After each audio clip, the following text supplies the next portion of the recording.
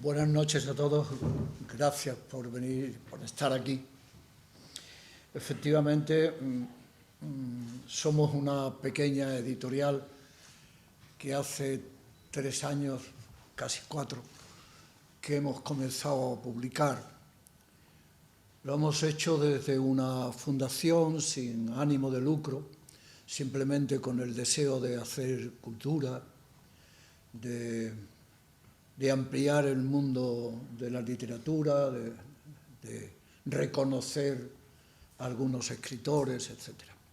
Y naturalmente, precisamente por ser sin ánimo de lucro y por las dificultades que todos ustedes saben de vivir de la cultura en estos tiempos, ¿verdad?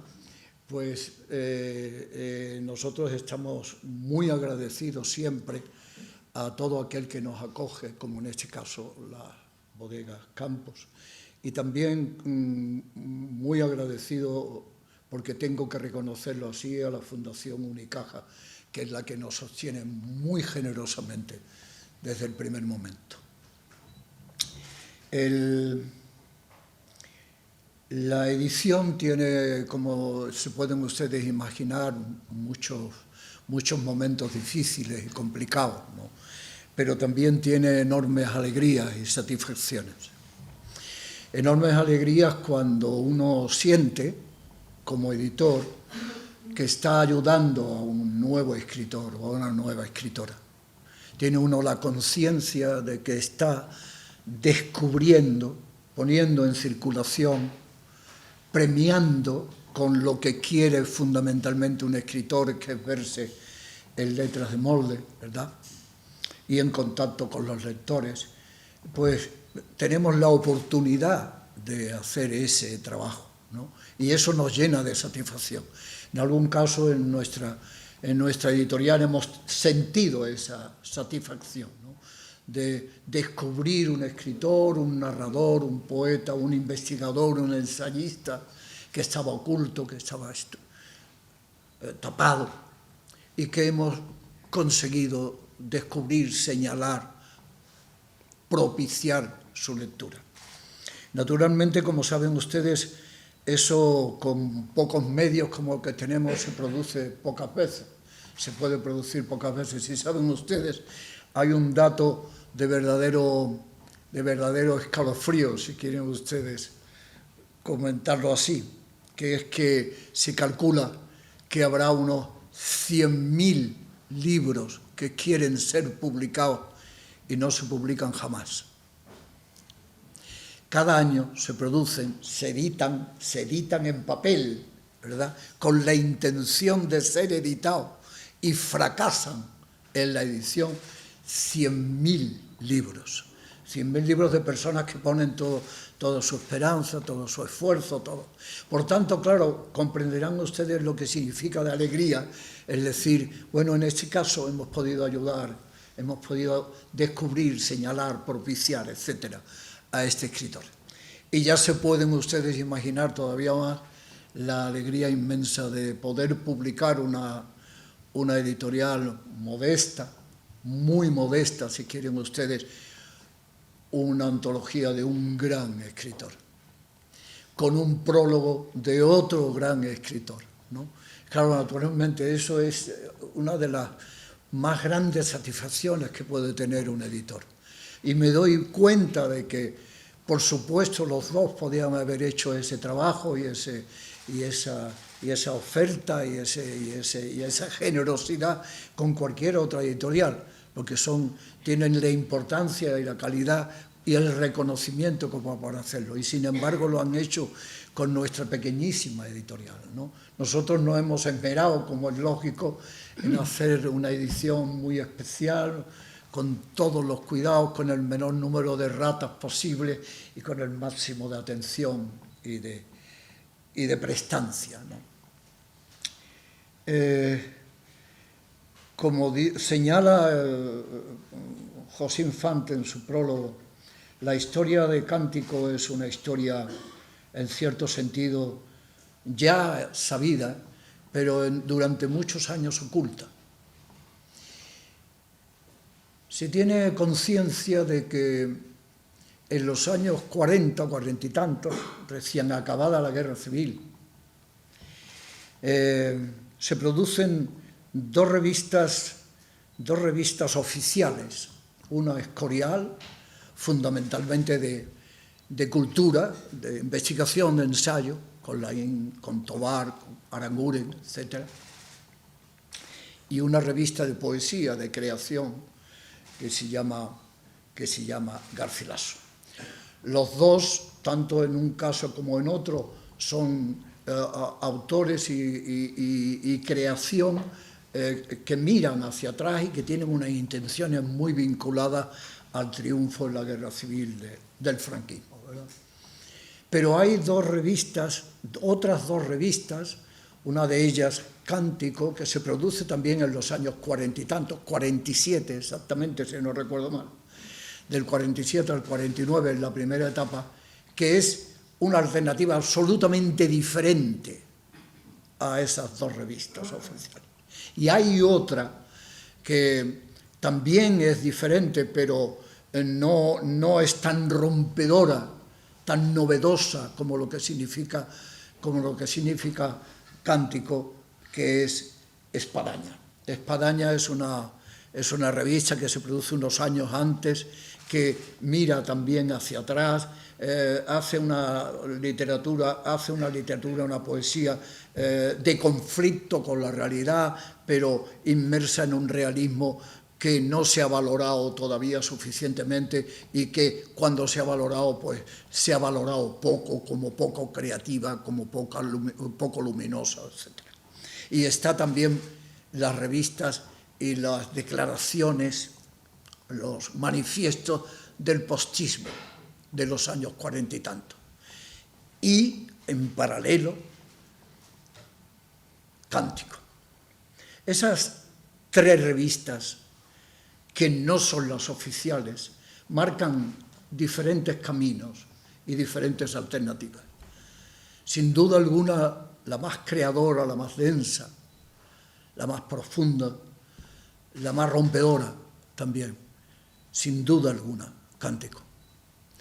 Y con una conciencia muy clara del rompimiento de lo que significaba una realidad difícil, complicada, incluso, si quieren ustedes, tenebrosa, y enfrentar una poesía llena de luz, llena de impureza, como dice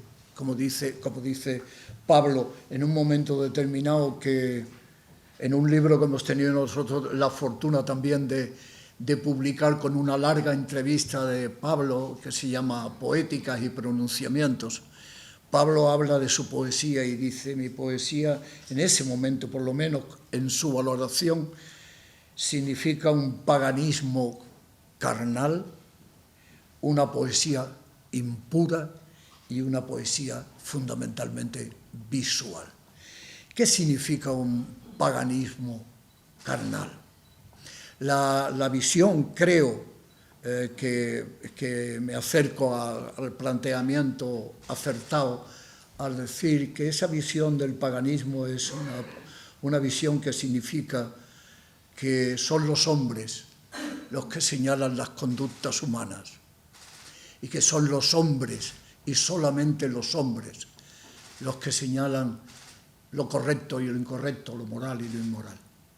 Que no se tiene conciencia fundamental como punto de creación fundamental, una creación espiritual y religiosa. Las conductas humanas se hacen en función de los encuentros sociales, de las necesidades sociales, de las confrontaciones sociales, y se hace una conducción de la vida en función de esos principios meramente sociales y humanos. Pero además de eso, él dice, además carnal, además visual.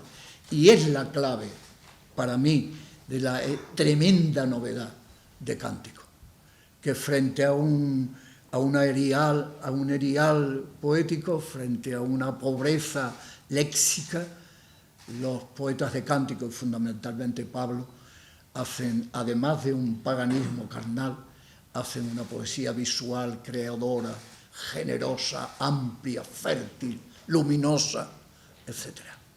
Parece increíble. ¿Saben ustedes que cuando hablamos entre nosotros, en una conversación normal, el español usa aproximadamente como máximo 5.000 palabras? Cervantes se ha contado en el Quijote el léxico que usa Cervantes para escribir el Quijote. Son un mínimo de 23.000 palabras, frente a 5.000, que es el lenguaje normal del español medio cuando habla, cuando se expresa, como ahora, en mi caso, por ejemplo, usaré 5.000 palabras, 6.000.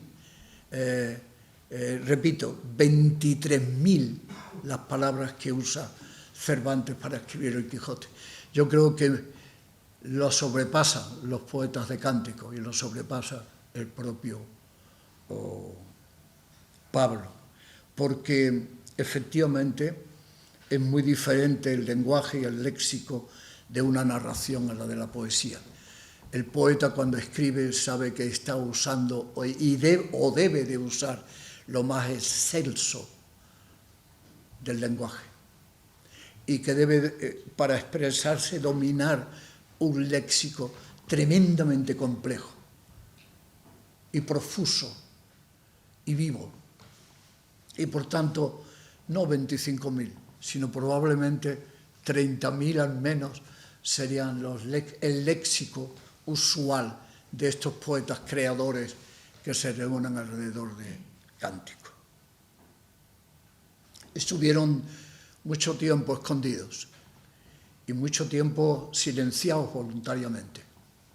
Estuvieron escondidos hasta el 49, 50, tanto el último libro de esta primera etapa de la creación de cántico, escondida, termina en el año 57 o 58, por parte de Pablo, por parte de Ricardo Molina, de Aumente, alrededor de esos años. Y ocurre primero una literatura escondida, sin proyección prácticamente exterior, sin valoración prácticamente exterior, y después 20 años de silencio voluntario, hasta el año 70 y tantos, que vuelve otra vez a valorarse cántico y que vuelve los poetas, sobre todo Pablo, a buscar una poesía de nuevo fértil, de nuevo creadora, en busca de una plenitud que es la que está viviendo ahora. Por tanto, termino. Estamos enormemente satisfechos, orgullosos de ser una editorial que ha publicado la última antología de Pablo García Baena, y que él ha sido capaz de tener la generosidad de entregarlo a nosotros con 3 inéditos, cosa que nos llena de orgullo.